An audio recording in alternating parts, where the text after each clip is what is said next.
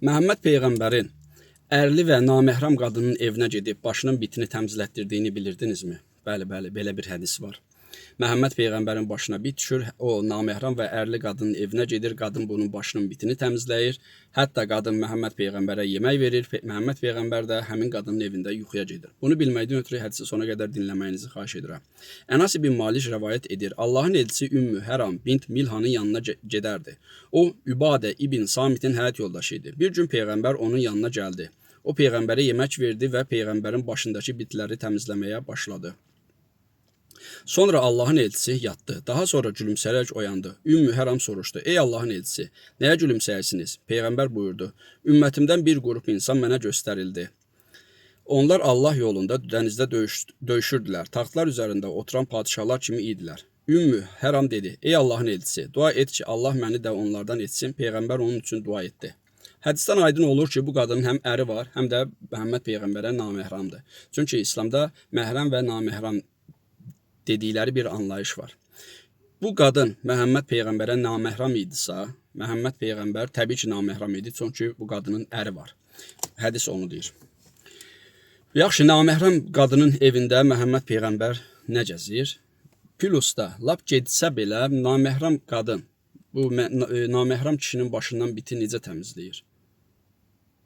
Bu naməhrəm kişiyə necə toxunur və bir kişi naməhrəm ərli qadının evində niyə gedib yuxuya gedir? Nə üçün? Nə idi? Əmsi qızı deyil, dayısı qızı deyil və yaxud da bilmirəm də, çünki əmi qızı, dayı qızı belə İslam anlayışına görə naməhramdır. Bunu da keçdi. Bunu özləri araşdırarlar. İndi isə hədisin mənbəsini deyim. Hədisin mənbəsi nədir? Səhih Əl-Buxari, Kitab Əl-Cihad 2788-ci hədis. Kitab Ət-Təbir, Yuxular kitabı 7001-ci hədis, bəzi mənbələrdə də 7003-cü hədis gəlir. Səhih Müslim, Kitab Əl-İmarə 1912A, 1912B, 1912C, 1912D hədisləri.